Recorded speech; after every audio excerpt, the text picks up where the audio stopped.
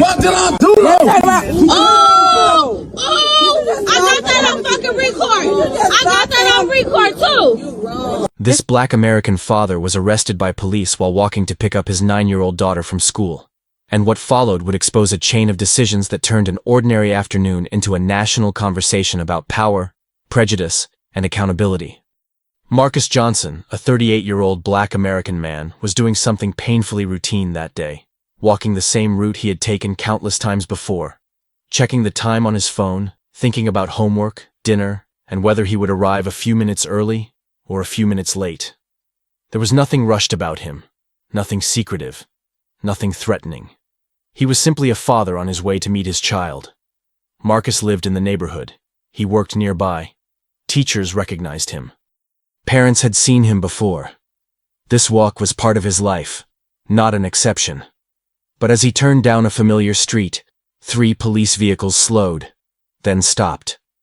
Doors opened. Boots hit the pavement.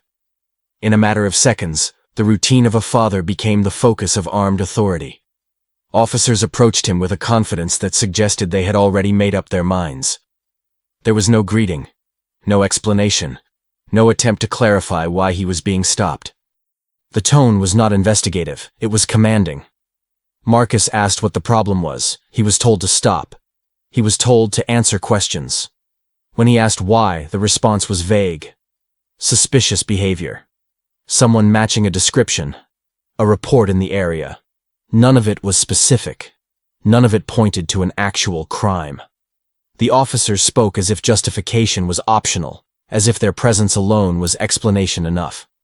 What quickly became clear was that the suspicion placed on Marcus did not come from what he was doing, but from who he was. According to the officers, they believed Marcus might be an undocumented immigrant. There was no accent, no false identification, no attempt to flee, just a belief formed on sight. The assumption rested entirely on the color of his skin and the certainty that they would not be challenged. Marcus calmly explained that he was an American citizen and that he was on his way to pick up his daughter. His voice remained steady, measured, aware that any sign of frustration could be used against him.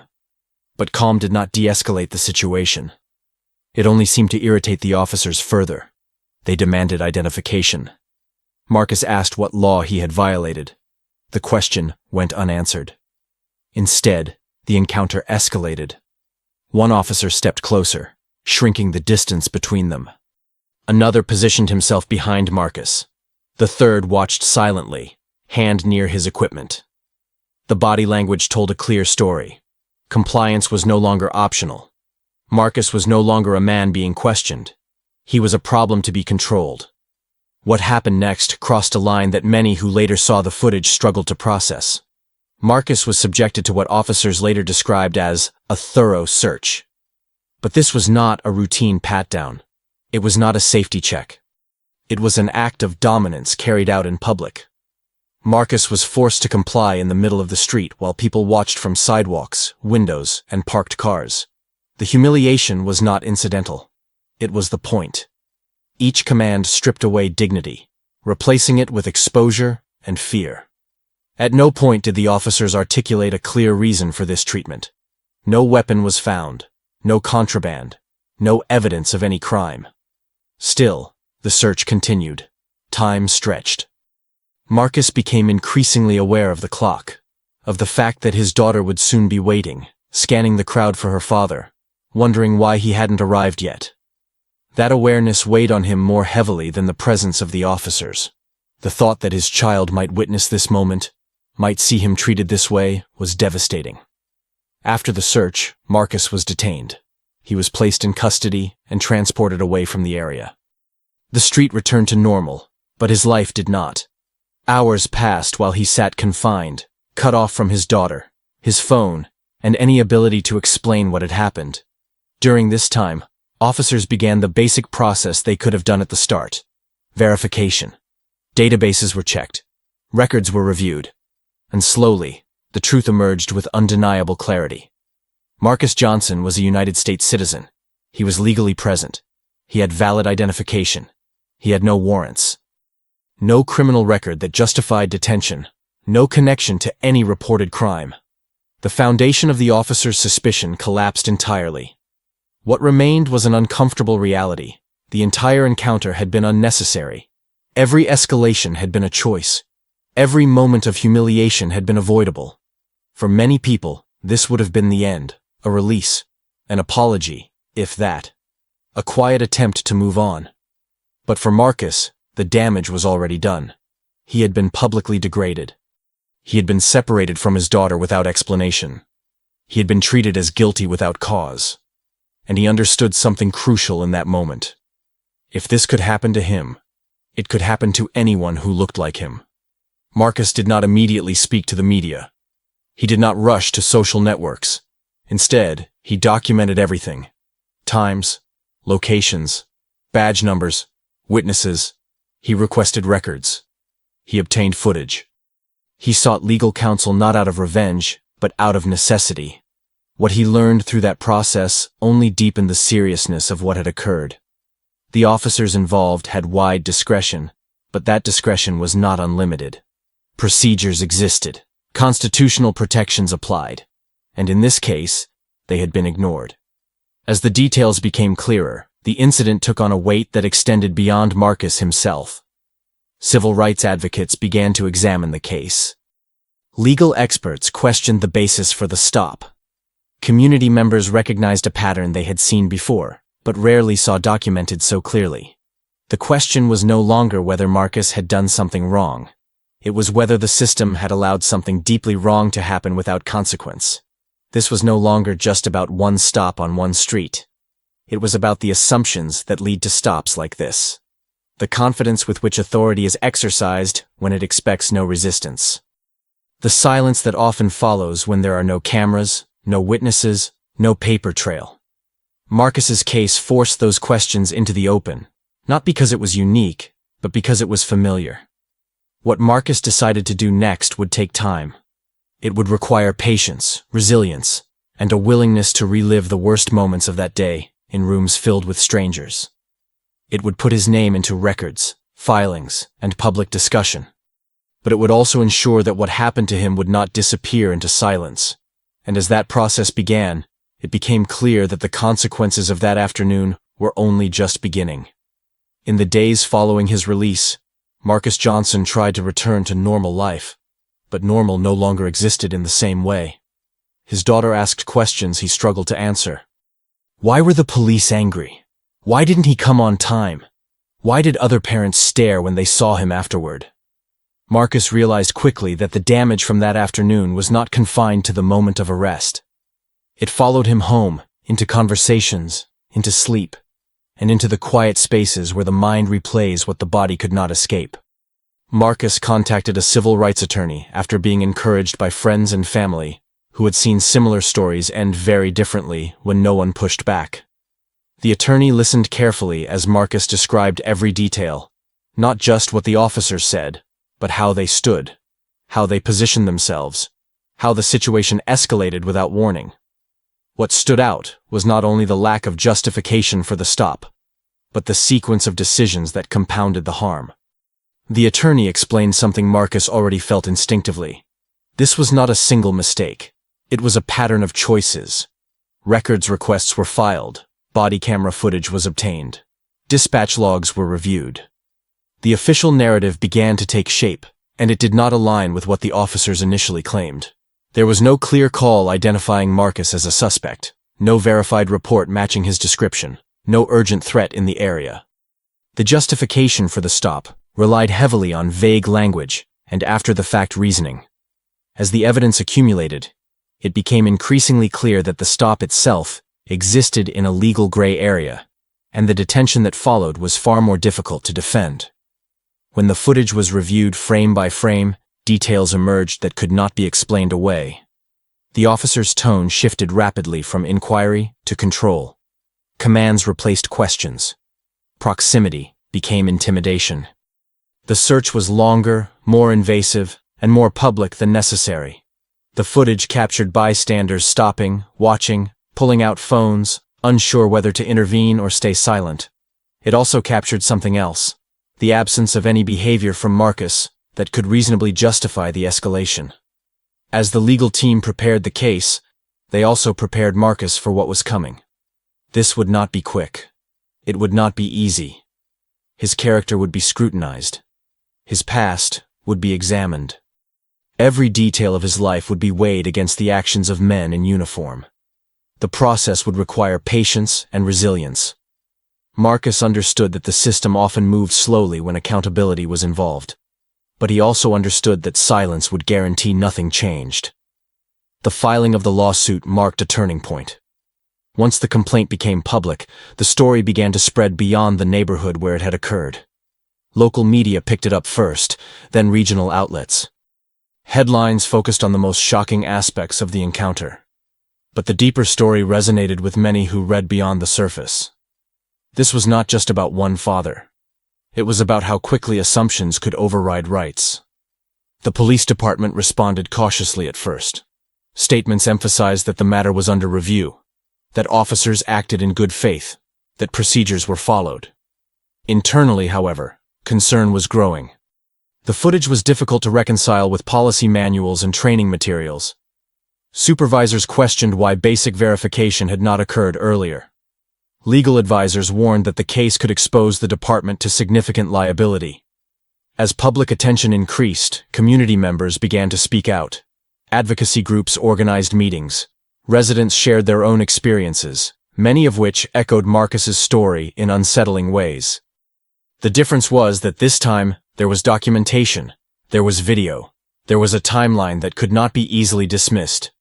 The incident became a focal point for broader discussions about policing, discretion, and bias. Marcus was asked to speak publicly. He did so carefully, choosing his words with the same restraint he had shown during the encounter itself.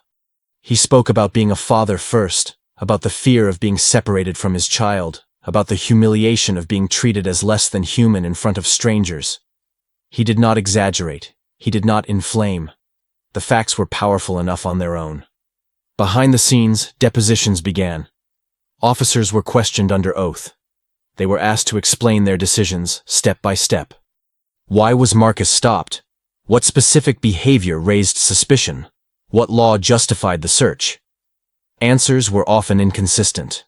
Memory faltered. Language softened. What had once been described as routine began to sound uncertain. The confidence that had defined the street encounter did not translate well into a room where every word mattered. Experts were brought in to analyze the stop. Former law enforcement officials testified about proper procedure. Legal scholars explained constitutional standards in plain terms. The contrast between what should have happened and what did happen became increasingly difficult to ignore. Each expert opinion added weight to the argument that Marcus's rights had been violated, not accidentally, but through a series of conscious decisions. The emotional toll on Marcus grew as the case progressed. Reliving the incident repeatedly took its toll. There were days he questioned whether pursuing justice was worth the cost. But each time doubt crept in, he remembered why he started. He remembered his daughter's confusion, the stares from strangers, the knowledge that if he stayed silent, the same thing would happen again to someone else. As months passed, settlement discussions began. The city weighed its options. Proceeding to trial carried risks, financial, reputational, and political. Settling could limit exposure but might be seen as an admission of fault. Internally, debates intensified. Some officials argued for resolution. Others resisted, concerned about precedent. The case had become more than a legal dispute. It was a test of institutional accountability. During this time, the officers involved were placed on administrative duty. Internal investigations were launched. Training protocols were reviewed. These actions were framed as routine, but the timing was not lost on the public. Trust in official statements eroded as people questioned why these steps had not been taken earlier. Marcus continued to live his life under scrutiny. Interviews, meetings, and legal preparations filled his schedule. Yet through it all, he remained grounded in the same motivation that started it: protecting his dignity and ensuring his daughter grew up in a world where her father's rights were not optional. As the possibility of trial loomed, pressure mounted on all sides. Advocacy groups demanded transparency. City officials faced questions from constituents. National organizations began paying attention. What had started as a stop on a quiet street was now a case with implications far beyond one city. And as the legal process moved closer to its conclusion, one thing became clear. Whatever the outcome, the incident had already changed the conversation. It had exposed uncomfortable truths. It had challenged assumptions. And it had forced those in power to confront the consequences of actions that could no longer be hidden behind silence or routine explanations. As the case moved closer to its conclusion, the weight of what had happened began to settle not just on Marcus Johnson, but on the institutions that had allowed it to unfold. By this point, the facts were no longer in dispute. The timeline was clear. The footage spoke for itself. The remaining question was not whether mistakes had been made, but how those mistakes would be addressed and what consequences, if any, would follow. Behind closed doors, city officials understood that the case had grown far larger than they initially anticipated. What began as a single encounter had evolved into a symbol of a deeper, systemic issue. The trial drew attention well beyond the city limits. Journalists filled the courtroom. Civil rights observers took notes. Community members packed the benches, many of them seeing their own experiences reflected in Marcus's story. The officers involved sat quietly, no longer projecting authority, now bound by the same rules and scrutiny as everyone else in the room. The contrast was stark. The same confidence that had driven their actions on the street was absent under oath, replaced by careful language and cautious answers. When the evidence was presented, it unfolded methodically. The footage was played in full, without edits, without commentary. Jurors watched the encounter from start to finish, seeing the stop, the escalation, the search, and the detention. They saw Marcus remain calm. They saw the absence of any threatening behavior. They heard the officers struggle to articulate clear reasons for their actions. Each frame reinforced the same conclusion. The stop had no solid foundation, and everything that followed stemmed from that initial assumption. Expert witnesses explained constitutional standards in simple terms. They described what reasonable suspicion actually requires and why vague beliefs and visual assumptions do not meet that standard. They walked through proper procedures and highlighted where they had been ignored. The testimony was not emotional, but it was devastating. It stripped away ambiguity and replaced it with clarity. The jury did not need to speculate. The evidence spoke plainly. Marcus took the stand near the end of the proceedings. He did not dramatize his experience.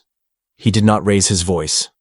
He spoke as a father, as a citizen, and as someone who had trusted that the system would protect him. He described the fear of knowing his daughter was waiting and not understanding why he hadn't arrived. He spoke about the humiliation of being treated as suspicious simply for existing in public. And he spoke about why he chose not to stay silent, even when silence would have been easier. The defense attempted to frame the officers' actions as mistakes made under pressure, emphasizing discretion and split-second decision-making.